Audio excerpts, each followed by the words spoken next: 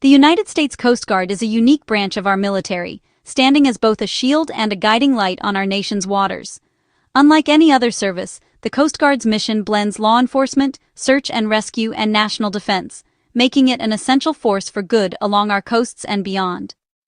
Every day, these dedicated men and women patrol vast stretches of ocean, rivers, and lakes, committed to keeping our waters safe for everyone, no matter the weather or the risk. Its members rely on deep trust and unity to face dangerous challenges together. Whether it's a daring rescue in stormy seas or a complex security operation, teamwork is at the heart of every mission.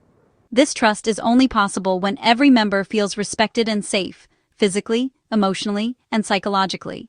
A sense of belonging and mutual respect is the foundation that allows the Coast Guard to operate at its best. That's why the Coast Guard enforces strict rules about what symbols can be displayed. These regulations are carefully crafted to protect the integrity of the service and the well-being of its people. These rules aren't about personal expression, they're about ensuring an inclusive environment where everyone can focus on the mission. When every member feels valued, the entire team is stronger and more effective. Imagine working where a symbol of hate is displayed. It would shatter trust and unity.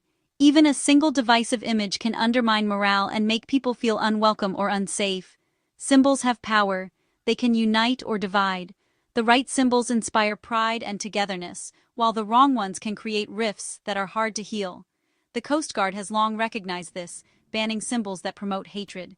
By doing so, it sends a clear message. There is no place for hate or discrimination in its ranks. These policies protect the organization's fabric and every service member's well-being.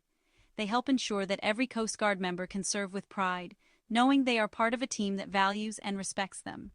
Recently, a proposed policy change threatened to weaken these protections. The suggestion sparked immediate concern among Coast Guard members and supporters, who understood what was at stake. The situation escalated quickly, forcing Coast Guard leadership to confront its core values.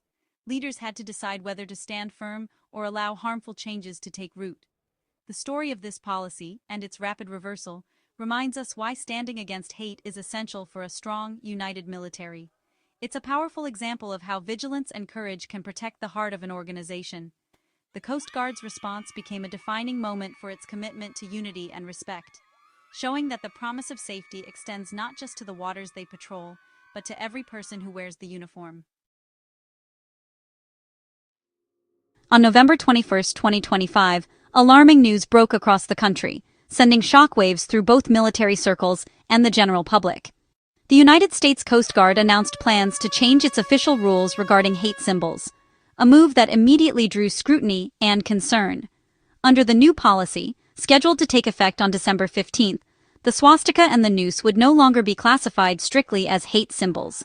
Instead, they would be labeled as potentially divisive, a vague and ambiguous term that left many unsettled. This subtle but significant shift in language would have created a loophole, making it far more difficult to remove these deeply offensive symbols from Coast Guard facilities and property. The swastika and the noose are not just divisive, they are loaded with histories of terror, violence, and oppression that have left scars on entire communities. For many, a swastika is an unmistakable symbol of the Holocaust, evoking memories of genocide, persecution, and unimaginable suffering. For Black Americans, a noose is a chilling reminder of the era of lynching, a time when racial terror was used to enforce white supremacy and instill fear.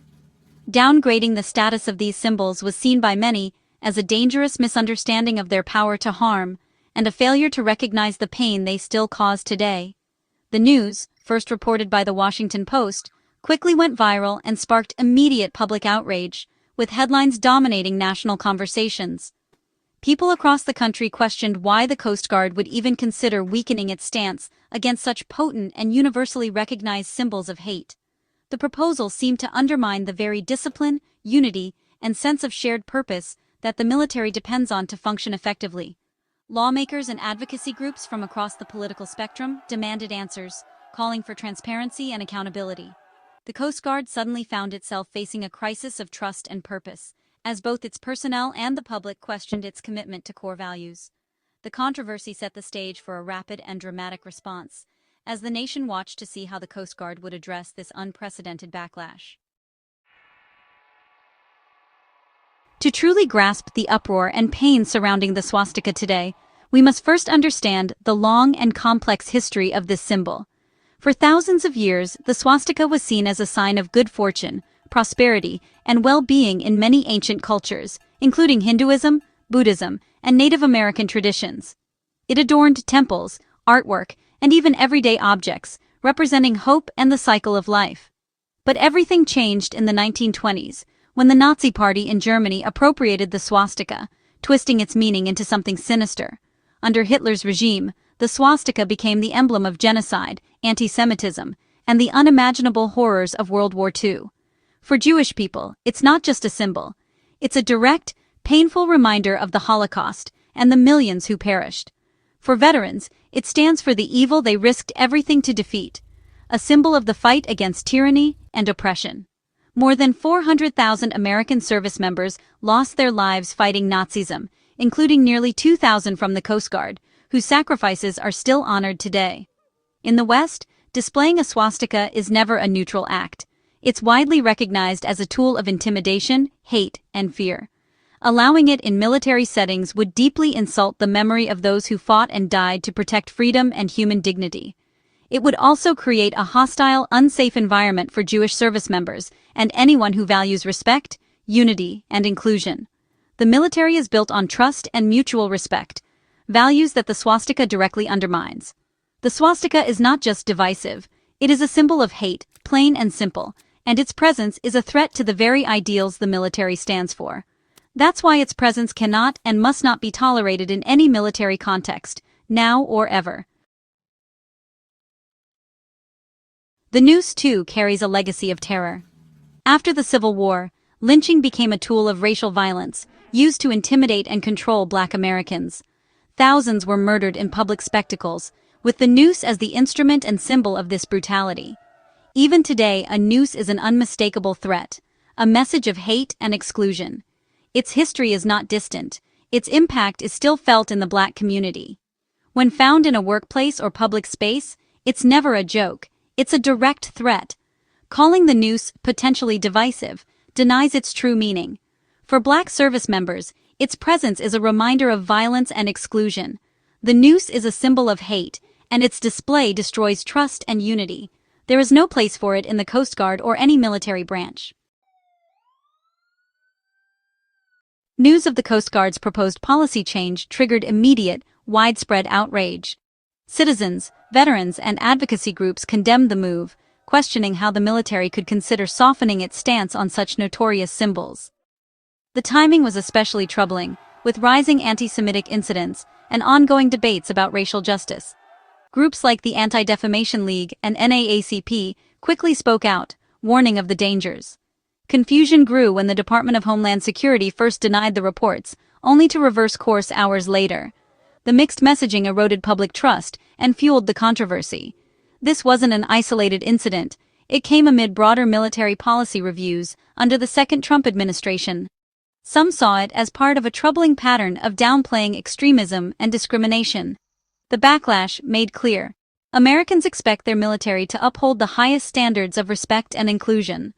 The Coast Guard's reputation and its unity were on the line. The pressure for a decisive response was overwhelming.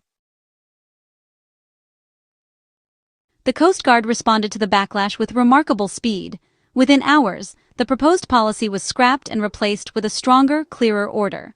Acting Commandant Admiral Kevin Lunday issued a memo explicitly banning hate symbols, including the swastika and the noose. The new policy left no room for ambiguity. Any symbol that undermines morale, discipline, or unit cohesion is prohibited. This wasn't just about being nice, it was about mission readiness and safety. The Coast Guard's rapid U-turn demonstrated accountability and a willingness to listen. The new order replaced all previous guidance, reaffirming zero tolerance for hate. While the initial proposal caused harm, the final policy was even stronger. The episode became a real-time lesson in leadership and the power of public engagement. The Coast Guard showed it could correct course and uphold its core values. The controversy drew swift attention from Congress. Lawmakers from both parties demanded answers and pressed for a clear ban on hate symbols. Representative Lauren Underwood secured a commitment from Admiral Lunday for a strong, updated policy. Senator Jackie Rosen and Representative Rick Larson publicly condemned the initial proposal, insisting the debate was settled.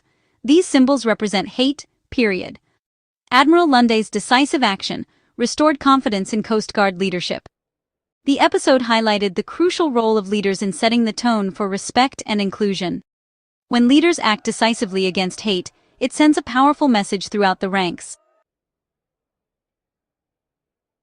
At its core, this debate is about unity, the lifeblood of the Coast Guard's mission. Coast Guard members face danger together, from hurricanes to hostile waters, relying on absolute trust. That trust is built on respect and inclusion. Every member must feel valued and safe. Hate symbols like the swastika and noose poison that trust, destroying morale and readiness. Unit cohesion is essential. Without it, the mission fails.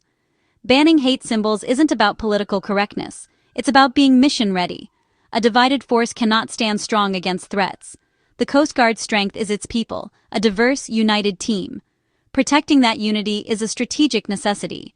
The Coast Guard's commitment to respect ensures it remains always ready. This episode is a powerful lesson in vigilance and accountability. The Coast Guard's swift reversal reaffirmed its commitment to respect and inclusion. The swastika and noose are not just images, they are reminders of violence and suffering. By banning them, the Coast Guard honors history and stands for dignity and humanity. This strengthens the organization and shows every member they matter. The Coast Guard's response was more than a policy change. It was a declaration of character.